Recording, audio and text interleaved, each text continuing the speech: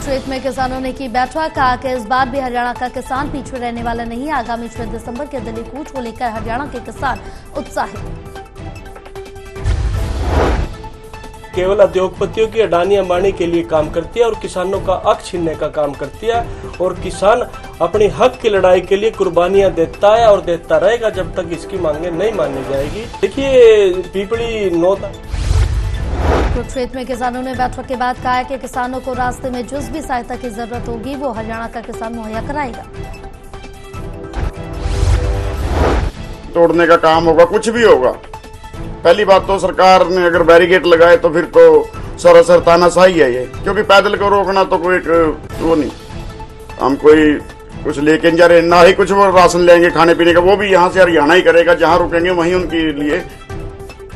किसानों के दिल्ली कूच पर रणबीर गंगवा ने किया स्पष्ट चेतावनी देते हुए कहा कि कानून व्यवस्था को बिगाड़ने की इजाजत नहीं दी जाएगी।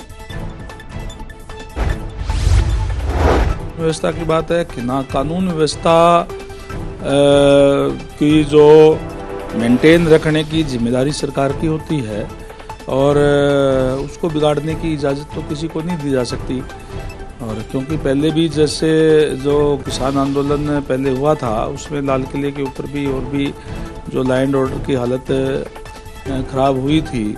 अब दिल्ली कूच को लेकर रणबीर गंगवा ने बताया कि पंजाब हरियाणा हाई कोर्ट के पूर्व न्यायाधीश के नेतृत्व में कमेटी गठित की है जो किसानों की समस्याओं को सुनेगी। वो ड्यूटी में लापरवाही बरतने के आरोपों में भी बड़ी कार्रवाई की।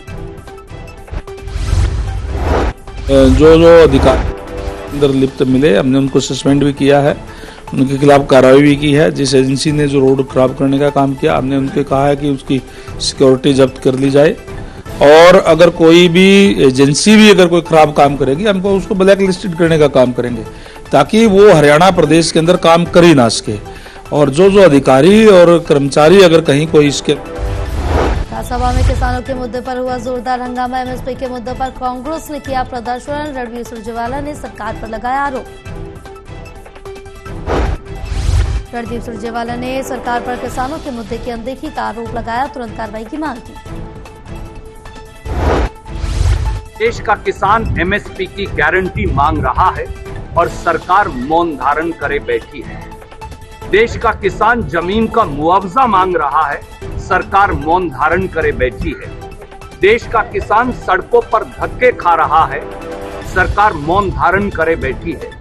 देश के किसान पीएम मोदी के पानीपत दौरे के मद्देनजर तैयारियां तेज, दौरे की तैयारियों में जुटे नायब सरकार क्रशवाल मिश्रा ने बताया कि मुख्यमंत्री ने दौरे की व्यवस्था को लेकर बैठक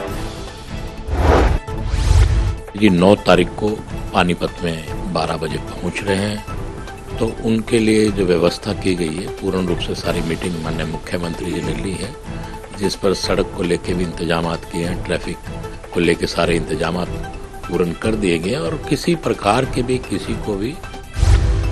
पीएम मोदी के दौरे पर क्रशवाल मिश्रा ने कहा है कि पीएम 9 दिसंबर को पानीपत से सखी बीमा योजना की करेंगे शुरुआत, वहीं झील में बोटानिकल गार्डन बनाने की कही बात।